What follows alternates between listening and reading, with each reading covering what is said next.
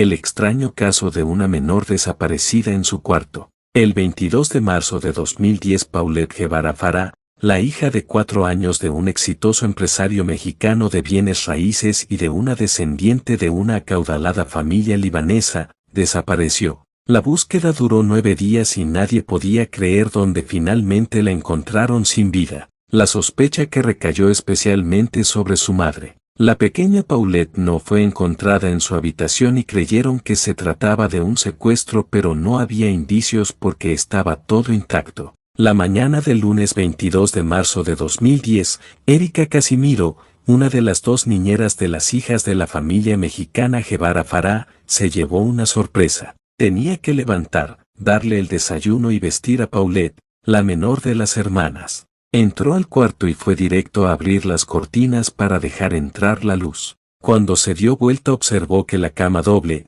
que la menor estaba estrenando desde esa semana, estaba vacía. Levantó la colcha y movió las almohadas. Sorprendida salió de la habitación y se topó con Mauricio Guevara, el padre de familia, quien estaba por irse a trabajar. La empleada le preguntó si había visto a Paulette. Él respondió distraído que no, que fuera a preguntarle a su mujer. Erika se dirigió a la suite principal. Lisette Farah todavía dormitaba. Le preguntó si por casualidad Paulette estaba ahí con ella. La madre abrió los ojos sorprendida. ¿Cómo? ¿Que no está? Anda, por favor, a chequear al cuarto de juegos o debe haber salido detrás de su papá. Erika le hizo caso y siguió buscando, pero no la encontró por ningún sitio. Volvió y encontró a Lisette tomando un café y fumando un cigarrillo. Todavía ellos no estaban preocupados de verdad.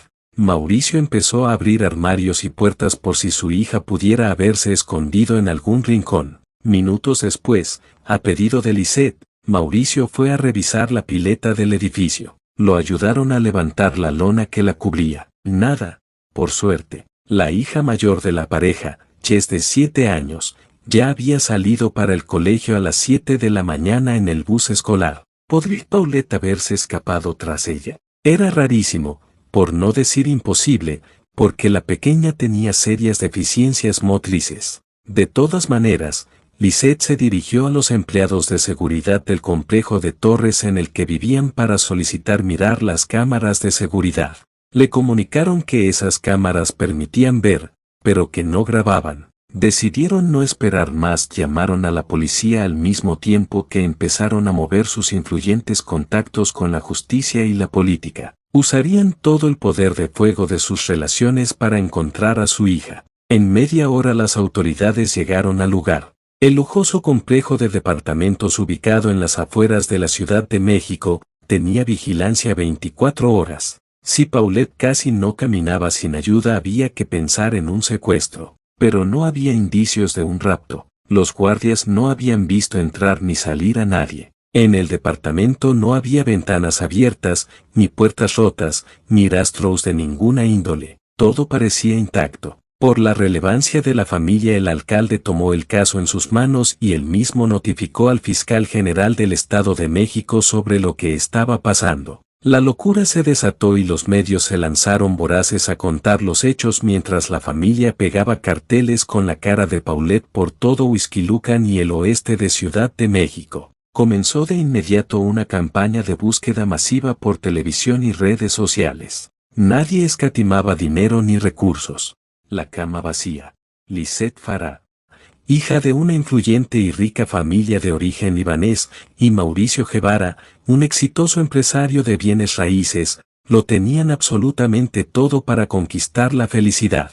Amor, juventud, empresas, dinero, poder, amigos influyentes. Se casaron en el año 2001 y se instalaron en ese departamento de 2 plantas en Huixquilucan, una localidad ubicada a poca distancia de la capital mexicana. Su primera hija nació en 2002 y la bautizaron Lisette, como a su madre, aunque familiarmente la llamaban Chess. El 20 de julio de 2005 llegó la segunda bebé que se adelantó demasiado, nació a las 25 semanas de gestación. Le llamaron Paulette. Si bien sobrevivió a la extrema prematurez, tuvo un derrame en el lado izquierdo de su cerebro que le dejó serias secuelas motrices y un grave trastorno del lenguaje. Pero con el tiempo los médicos detectaron que, Por suerte, dentro de la desgracia, Paulette no tenía ningún tipo de retraso mental. Eso sí, vaticinaron que le iba a resultar muy difícil caminar.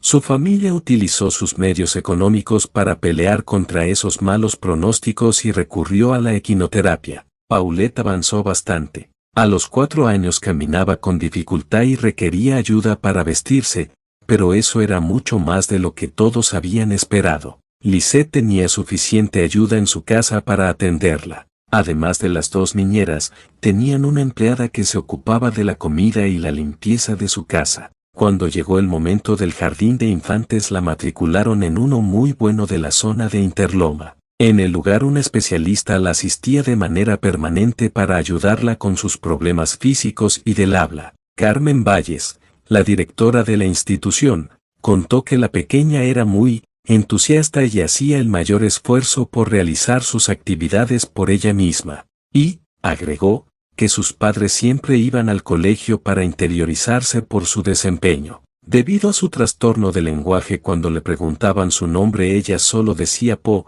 así que muchos en el jardín comenzaron a llamarla de esa forma. Se integró muy bien. El viernes 12 de marzo de 2010 Paulette no fue al colegio. Su madre envió un parte por enfermedad donde no se especificó qué tenía ni cuándo se reintegraría. No volvió nunca. La noche del domingo 21 de marzo de 2010, a las 20 horas, Paulette regresó con su padre, su hermana Chess y su niñera Erika al departamento en Huixquilucan. Venían de Valle de Bravo donde habían pasado el día. Mauricio llegó cansado de manejar y se fue derecho a su cuarto. Lisette acababa de volver de un viaje de fin de semana con amigas a las playas de Los Cabos y las esperaba con ganas de verlas. Las recibió y estuvo con ellas hasta que se fueron a dormir alrededor de las 21:30. Al día siguiente, había colegio y tenían que descansar. Como Paulette no dominaba la parte izquierda de su cuerpo y solía dormir con la boca abierta,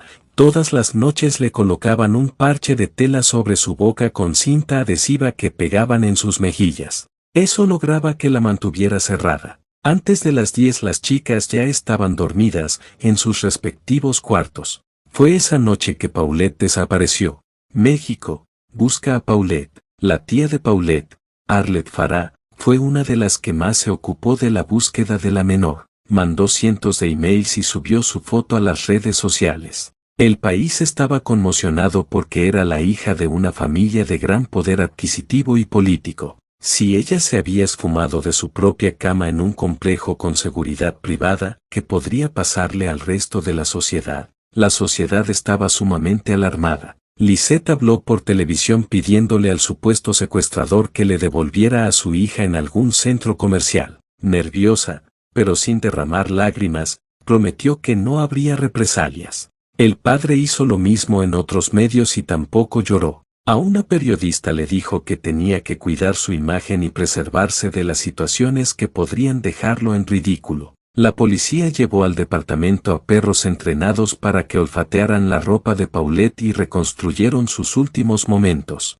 La vivienda de los Guevara Farah se convirtió en un festival de todo tipo de personas. Peritos, policías, fiscales, amigos que entraban y salían a toda hora. En el esclarecimiento del caso participaban desde el alcalde de entonces hasta fiscales y gente de renombre. El procurador Alberto Basba sentía la presión sobre su espalda y dispuso todos los recursos oficiales. Parecían esmerarse en la resolución del caso. Nada es lo que parece, reza un dicho popular. Veremos cómo este caso lo demostró con creces. Porque aunque todo estaba servido para resolverlo con rapidez, las cosas salieron muy mal. Para sorpresa de la opinión pública, la investigación viró con rapidez. De la hipótesis de un secuestro extorsivo, se pasó a sospechar del entorno y más precisamente de la familia. La prensa titulaba que gente cercana a Paulette podría estar involucrada y se investigaba a todos. Entre las cosas que llamaron la atención durante la primera etapa de la investigación, estuvieron las clásicas contradicciones en las declaraciones. ¿Quién había acostado a Paulette aquella noche? Las niñeras dijeron que se habían ocupado, pero la madre sostuvo que había sido ella. Lisette también había dicho que su hija nunca faltaba al jardín, pero no había aclarado porque había faltado esos días previos a su desaparición. Por otro lado, estaban las entrevistas que otorgó Lisette. Los periodistas criticaban su actitud. Decían que la veían demasiado fría, demasiado tranquila, demasiado distante del drama en el que estaba inmersa. Cada palabra o gesto de la madre era interpretado y sometido a escrutinio. Encima fue sorprendida haciendo comentarios irónicos como, ya estoy llegando a la conclusión, de que se la llevaron los ovnis, o llegó a bromear diciendo, que el personaje aprendiz de mago Harry Potter podría ser el responsable de la ausencia de su hija. En otro reportaje televisivo, los periodistas Rubén Mendoza y Salvador Mesade la escucharon preguntar a su íntima amiga Amanda de la Rosa, ¿te parece que llore en la entrevista para que se vea más real esto, o no lloro? Sus actitudes eran estrambóticas y sembraban teorías conspirativas. Pero, claro, habría que ver cómo procesa cada uno el estrés y la angustia y cómo son los comportamientos sociales con los que esa persona fue educada. Todo lo mencionado bastó para convertirla en una persona de interés para los investigadores, sobre todo después del testimonio, ante la policía, de la psicoterapeuta Sandra Yadeum, quien declaró que había observado en la madre trastornos de personalidad. Lisette se había vuelto la principal sospechosa. Por inconsistencias detectadas en sus declaraciones, el 29 de marzo, las autoridades mandaron a detener al matrimonio y a las niñeras de las chicas, las hermanas Erika y Marta Casimiro. Un olor inconfundible. El departamento de la familia había sido revisado en varias oportunidades. También había sido el escenario de 2 reconstrucciones de los hechos. Fue durante la 5ª visita, 9 días después de la desaparición, que la búsqueda culminó. La madrugada del 31 de marzo, uno de los peritos que estaba levantando pruebas en el lugar, al pasar por la puerta de la habitación de Paulette, sintió un feo e intenso olor. Era la inconfundible pestilencia de la putrefacción. Entraron al cuarto para darlo vuelta todo. No tuvieron que buscar demasiado. El cadáver de Paulette estaba ahí mismo, a los pies de la cama, atrapado entre el colchón y la gran estructura de madera. El cuerpo estaba enredado entre sábanas y mantas y en estado de descomposición.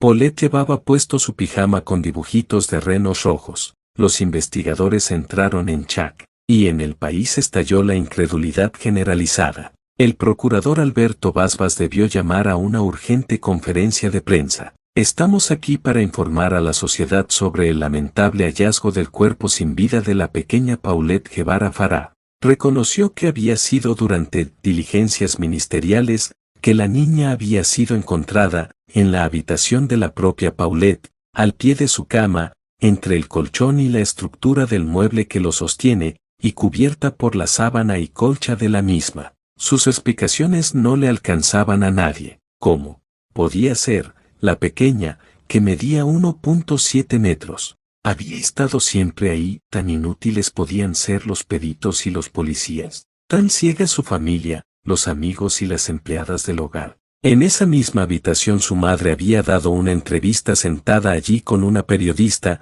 La policía había entrado con perros. Amanda de la Rosa, la amiga de la familia, había dormido 3 noches en esa cama y las mucamas habían limpiado y ordenado el cuarto. Nadie había notado el pequeño bulto de su cuerpo en esa enorme cama. El cuerpo no despedía olores nauseabundos antes de ser hallado. Parecía un chiste siniestro. Basbas, apremiado por los hechos y por la opinión pública, sostuvo que la niña había sido ocultada y privada de su vida, y que buscaría respuestas a eventos que resultan absolutamente incomprensibles. No pudo cumplir.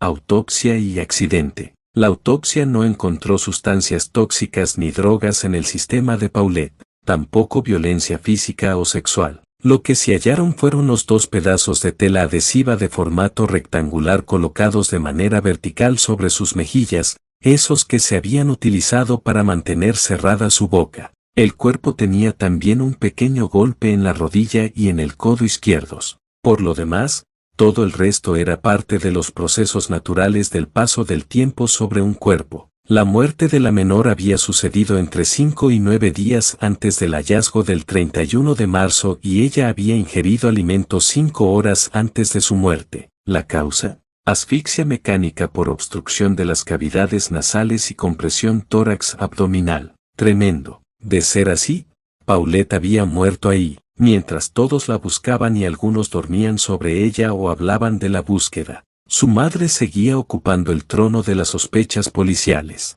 El 3 de abril Lisette inició un juicio para demostrar que ella no había intervenido en lo que le había sucedido a su hija. Al día siguiente, el juez les concedió la libertad a los padres y a las niñeras. Mauricio salió de su lugar de detención a las 10:20 de la mañana y a las 11 salió su mujer. Erika y Marta fueron liberadas ese mediodía. Todos tenían prohibido salir del país porque seguirían siendo investigados. De esa detención los padres ya salieron distanciados y peleados. La familia que habían sido había desaparecido. Se había abierto un abismo entre ellos. El 5 de abril los padres fueron llevados a declarar por separado. Sus testimonios fueron una muestra clara de la guerra familiar. Lisette aseguraba que su marido la había culpado por la muerte de Paulette. Mauricio estaba convencido de que su fallecimiento no podía haber sido solo un accidente y dejó trascender que no ponía las manos en el fuego por mi esposa. En el velorio solo estuvieron los Guevara. Al entierro del día siguiente, 6 de abril, solo fueron los Farah. A las 15:30 el cuerpo de Paulette fue sepultado en el Panteón Francés de la Ciudad de México. Sus restos fueron depositados dentro de un ataúd blanco. Los presentes arrojaron rosas blancas. Ese día, Lisette sí lloró. Che se había quedado durante ese tiempo con la familia de su padre. El 7 de abril, cuando Lisette quiso ir a verla, los Guevara se lo negaron. Lisette dio entonces un reportaje donde dijo: Mauricio es un cobarde, toda su vida lo ha sido, y agregó que esa sería su última entrevista. He decidido no hablar más con los medios de comunicación, pues los convocamos para que ayudaran a encontrar a mi hija, no para que convirtieran esto en un circo. De inmediato interpuso una demanda contra su esposo para conseguir la custodia de Ches. El 10 de mayo ganó la partida. La investigación se focalizó en el entorno familiar de la víctima,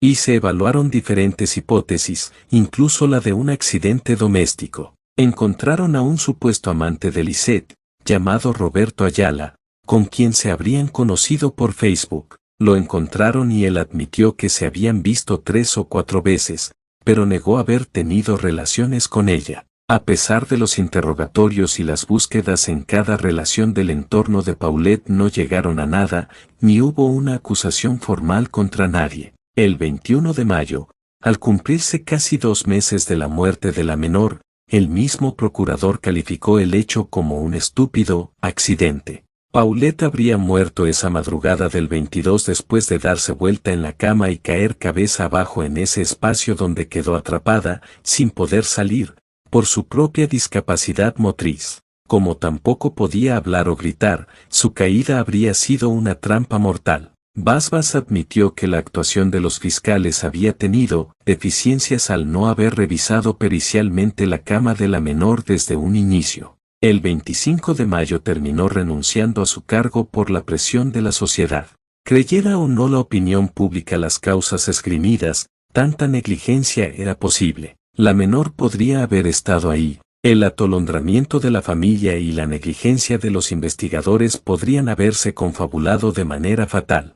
Una grabación y el pijama. Las empleadas, quienes trabajaban con los Guevara Farah, contaron en un canal de televisión: nosotras revisamos, llegó toda la familia y también empezó a buscar. En la cama no estaba. Por mucho uno se da cuenta que ahí está atorado un juguete o un zapato. Nosotras no sentimos nada, no parece lógico. A veces, lo lógico no es lo que ocurre. La policía se defendió diciendo que la casa no estaba presentada como escena de un crimen porque investigaban un secuestro, no la habían buscado bien ni en su propio cuarto de escasos metros cuadrados. Una grabación presentada por un periodista reveló una conversación entre Lisette Farah y su hija mayor Ches, que es, por lo menos, extraña. Sucedió en los primeros días del caso. En ella la madre parece indicarle cómo debe declarar respecto de la desaparición de su hermana Paulette. Sí, no vayas a decir nada. Nada más, diles que estamos muy tristes porque tu hermanita se perdió. Es todo lo que tienes que decir. Pero, ¿por qué, mamá? Es todo lo que tienes que decir, mamita, porque si no se empiezan a malinterpretar las cosas, nos pueden acusar de que nosotros nos la robamos, o que tú la empujaste afuera para perderla, entonces tú mejor no digas nada, ¿ok? Porque no sabemos nada. Farah fue confrontada por este diálogo y sostuvo que la charla había sido quitada de contexto y editada para que pareciera que ella le estaba diciendo a Chess que ocultara información. Las teorías locas continuaron. Hubo por entonces un video subido a YouTube, que resultó perturbador y confuso, que tenía por título El extraño caso del pijama de Paulette. Allí mostraban una foto del cuerpo de la pequeña donde fue hallado. Se ve que llevaba puesto ese mismo pijama con renos rojos y rosas que su madre había mostrado en una entrevista, doblado y limpio sobre la cama. Una de las niñeras confirmó que ese era el pijama con el que la pequeña dormía aquella noche. ¿Cómo era posible que ese pijama estuviera en la entrevista y, luego, en el cadáver? Parecía un misterio más, pero resulta que Chess tenía un pijama igual. Esa era la simple explicación. Linchamiento público. 2 años después de la muerte de su hija, Lisette volvió a ser criticada por los medios cuando se la vio en unas fotos disfrutando de una fiesta con amigos. Esa madre, decían, no parecía haber sufrido mucho por la terrible muerte de Paulette. En 2014 la historia de Paulette fue inspiradora de la película La dictadura perfecta. Aún nadie olvidaba la tragedia. El 3 de mayo de 2017 los restos de Paulette fueron exhumados y cremados con el permiso de las autoridades, que consideraron que sus restos ya no eran evidencia para la investigación que se había cerrado. También eso resultó raro para algunos, que siguieron tejiendo hipótesis. ¿Para qué molestarse en hacerlo?, se preguntaban. A 14 años de los hechos, una grafóloga se tomó el trabajo de analizar las entrevistas realizadas a Lisette y Mauricio Guevara en esos días y sostuvo que a la madre se la ve relajada, cuando en realidad debería haber estado tensa, que se ve más compungida a la periodista que a ella, que incluso sonríe. Del padre opinó algo semejante. A las que sí dijo haber observado realmente asustadas en esas imágenes era a las 2 niñeras. Estos dichos no dejan de revelar una mirada subjetiva, porque pruebas no hubo ninguna, móvil tampoco. Un periodista explica que, en realidad, él cree que hubo un hinchamiento de la opinión pública contra la madre y que se la criticaba por todo, por la cara que ponía, por las palabras que decía y por su relación imperfecta con su marido. Es que nadie podía aceptar la idea del accidente. El después. La demanda de Lisette Farah contra el gobierno para ser compensada por daño moral por haber sido acusada, fue desestimada por la justicia. Sí ganó la custodia legal de su hija mayor y se divorció de Mauricio Guevara en 2014. Pasado el huracán, la familia escapó de la mirada de la gente por un tiempo, solo por un tiempo. Amanda de la Rosa terminó peleada con su amiga de siempre cuando publicó su libro ¿Dónde está Paulette? Netflix por su parte realizó una miniserie documental de 6 capítulos con el caso con el título Historia de un crimen, La búsqueda. Se estrenó en junio del 2020. El interés por el caso se reavivó. Quizá haya sido por eso que en el 2022 alguien descubrió a Chess con 20 años en unos videos de TikTok con su madre. Y, otra vez, empezó la persecución mediática. La joven tuvo que ocultar y eliminar los videos porque la gente las agredía violentamente por lo ocurrido con Paulette. Accidente doméstico o crimen. Si Paulette cayó accidentalmente en ese pequeño espacio y nadie la vio durante tantísimos días, demuestra la inexcusable negligencia de los investigadores, pero también desnuda el terrible descuido de sus padres. La investigación terminó por sostener lo primero. Pero la opinión pública continúa hasta hoy dudando y cree que la verdad juega a las escondidas. A veces, las cosas más sencillas son las que más cuesta creer.